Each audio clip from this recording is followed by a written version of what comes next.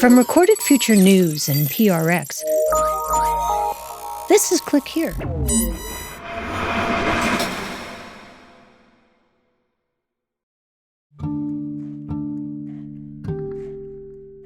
There's a familiar story we tell about accessibility. Someone builds a technology and then someone else comes along and says, I can't use it. So the people who built it go back and add something. A ramp, a screen reader, a button that actually says what it does. And in that version of the story, the people building the world are on the inside and everyone else is trying to get in. But the more you look at the history of technology, the less that story actually holds up. From recorded future news and PRX, this is Click Here, a show about how technology is changing everything. I'm Dina Temple-Raston. Journalist and author Andrew Leland has spent years looking at the ways disability and technology shape each other, and he started noticing something. The story we tell about who is helping whom is often exactly backwards. Disabled people always tend to be ahead of the curve. I think there are a lot of cases where, the disabled innovation comes first and then it gets co-opted. We'll be right back.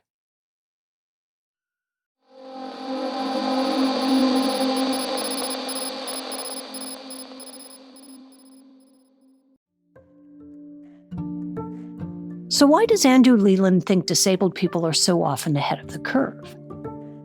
I think in looking at the history of disability technology and assistive technology, disabled people always tend to be ahead of the curve. I think for reasons that you have been exploring, which is that the built world, the world of technology and, buildings and architecture and design more broadly tends to exclude them. And so as a result, they have to engage in this creative thinking. And often new technologies are leveraged with the problems of accessibility in mind, and then it sort of gets co-opted for the mainstream. And that creative thinking can go in either direction. I think there are a lot of cases where, the disabled innovation comes first and then it gets co-opted. And then there's other times when there's like a mainstream product and then the disabled people sort of have to figure out a solution or innovate a solution. Like thinking about audiobooks and like text-to-speech, for instance, like those innovations came from blind hackers and blind developers of that technology working with sighted engineers to create like a synthetic speech that would lead to a screen reader that then becomes Siri and Alexa and all of the voice assistants that we know. Audiobooks and text-to-speech are one version. Something starts in the disability community and eventually makes its way to everyone else. Apple's wearable headset, the Vision Pro, is the other. Initially, the company marketed it as a glimpse of the future, but Andrew found people using it as an accessibility tool. You can control the cursor with your eyes and eye movements. I think Apple marketed that as something that would be really great just for this sort of cool futuristic hands-free moving. But if you don't have hands or conventional hands, that is a real game changer. And, it's a similar thing with a low vision user I met for whom the Apple Vision Pro became the sort of ultimate low vision machine because she could drag her screen to the size of an industrial refrigerator. Whatever article she was reading could suddenly be at the size and the scale that it would require $100,000 of projection equipment to get to otherwise. Or take Meta's Ray-Ban smart glasses. They're less bulky than the Vision Pro and something you might actually wear out in the world. And they do this thing that blind people are really geeking out about in this time, which is that you can, look down a hallway and say, okay, are there any signs? Tell me what all the signs in this hallway say, and if you're in an airport and you're on your own, like that's a real game changer. A lot of blind people, I think, are feeling quite thrilled about the kind of visual access that it gives them that in the past they could have, but they could have it only by basically hiring an assistant, right? Or really leaning on a family member to say, okay, but like, what else do you see there? The excitement around these tools is real, but so are the trade-offs. For example, many of them collect enormous amounts of personal information, and most are pretty pricey. making them inaccessible in an entirely different way. It's so tricky because we are living in some ways in a real golden age of accessibility. I think the digital landscape itself has opened up so many doors. If you think about what it took for a blind person to get an accessible textbook in the past, it would be hours and hours of labor, extremely expensive. But now you can have a tiny text file and it can be read in an AI generated voice that sounds indistinguishable from a human reader. But at the same time, the digital world also creates a tremendous number of new barriers where, the vast majority, like in the high 90th percentiles of the internet is in an inaccessible format to a screen reader. The problem is that a screen reader doesn't actually see a web page the way a sighted user might see it. A screen reader relies on the information underneath it, the code that tells it what it's looking at. And when that information isn't there, the software can miss huge chunks of what's on the screen. A sighted person might see a navigation menu, a search bar, or a button that says home. A screen reader might simply announce button or image. To one user, the site works perfectly. To another, it can be almost impossible to navigate. And so it's difficult for me to wrap my head around because I think okay, well, it's great. Like Google and Apple and Meta have accessibility initiatives and they're hiring disabled engineers and it's incredible. And at the same time, my feeds are full of blind and disabled people talking about the access barriers that they still face. And there are often new access barriers. And so the sort of contradictions are very difficult to reconcile. And then Andrew brought up another contradiction.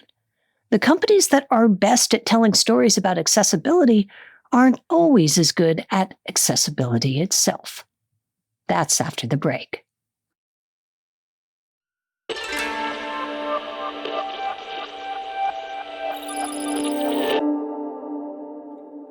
There is, Andrew says, a lot of power in being seen as a company that cares about accessibility. Well, there's another dynamic there that I think we haven't talked about, which is the kind of marketing power that Design for Disability brings. All the tech giants, all the major players have released TV ads in the last year or two that show disabled people having their worlds rocked by their tech. And realistically, that's not going to be a lot of money for Meta, right? That's not a financial investment, but it is a sort of excellent PR investment. Well, and a good human investment too. Sure. Yes. But I don't know that there's like a deep altruism from trillion-dollar companies. No, okay, fair enough. But if it turns out to be something that's good for the community, then okay. Yes, I'll take it.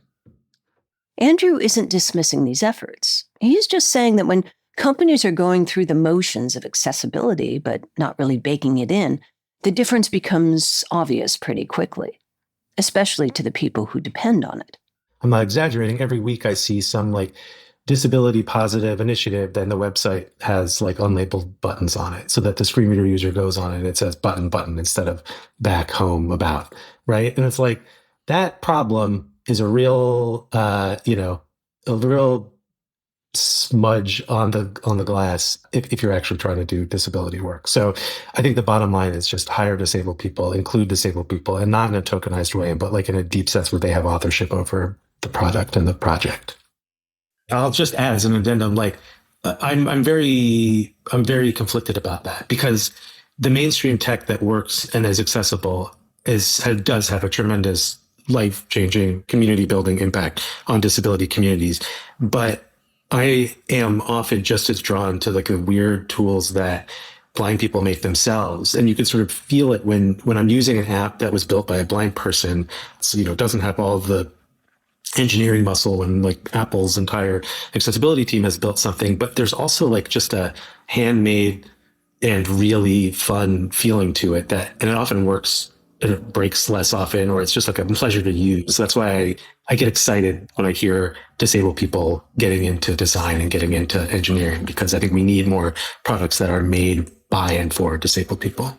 The old, often repeated, but not repeated enough adage is from disability rights movement is nothing about us without us.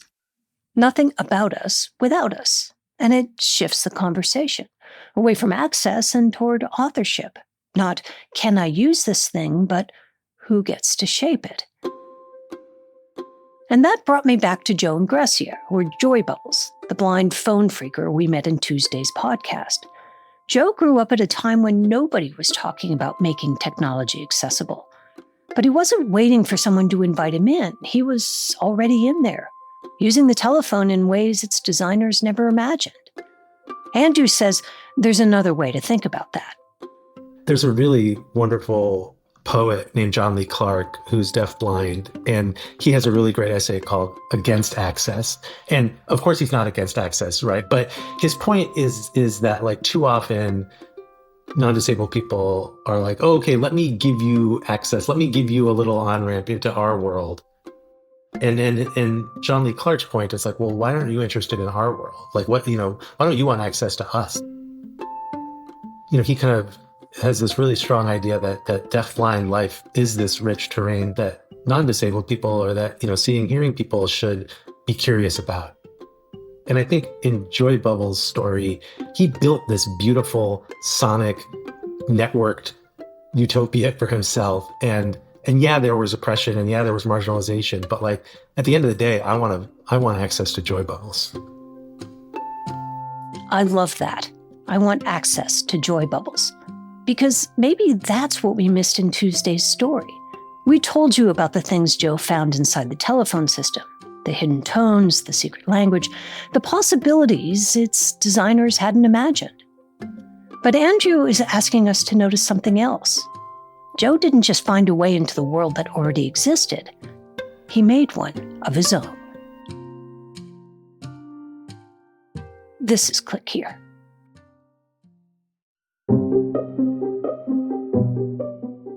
Click Here is a production of Recorded Future News and PRX. Today's show was written and produced by Megan Dietrich, Sean Powers, Erica Gutta, Zach Hirsch, and Maya Fawaz. It was edited by Karen Duffin and Sarah Cavedo, and fact-checked by Darren Ankrum. Original music is by Ben Livingston, with additional music from Blue Dot Sessions.